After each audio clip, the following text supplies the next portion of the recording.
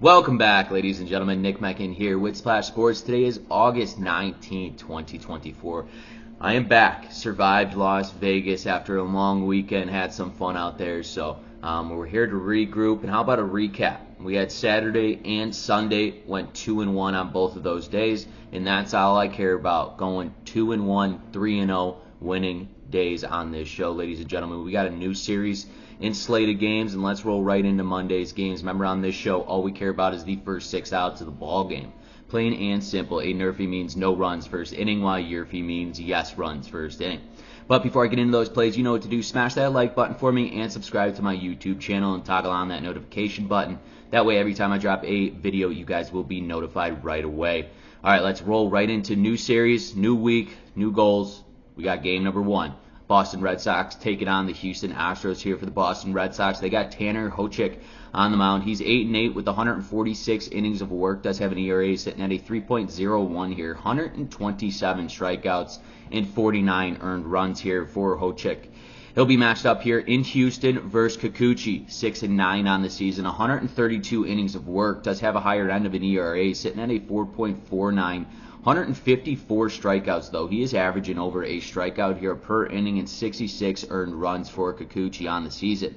His last start was against the Rangers, where he went 6.2 innings of work, 6 hits, and 2 earned runs. That is for Tanner Houck right there. His last start was against the Rangers. Then Kikuchi, on the other hand, picked up his 6th win in his last performance, going at 5.2 innings of work, 3 hits, and 1 earned run. This Boston Red Sox team just played in Baltimore over the weekend. They split a 4-game series in that one, while the Houston Astros took 2 out of 3 from the Chicago White Sox this weekend. Both teams traveling here. Houston's going back home. Red Sox are on the road here again.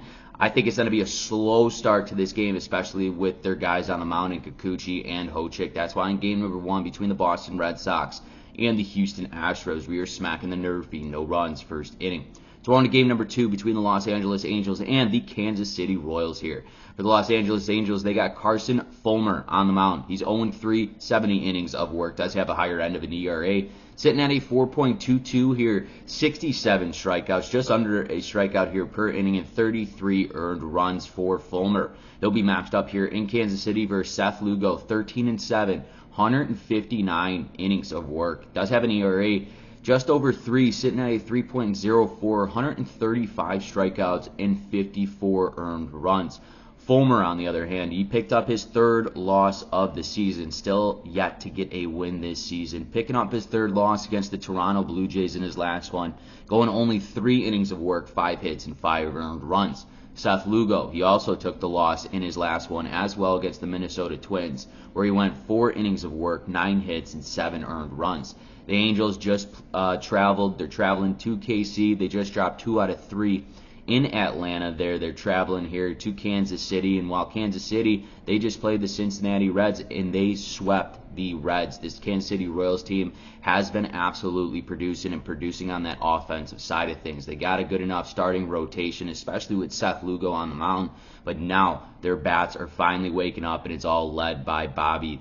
I absolutely love these Kansas City Royals to get all over Carson Fulmer. I think he gets behind the hitters, especially starting out, and this Kansas City Royals team, they just keep showing up and keep scoring runs early on. That's why in game number 2 between the Los Angeles Angels and the Kansas City Royals, we're smacking the YRFI. Yes runs first inning.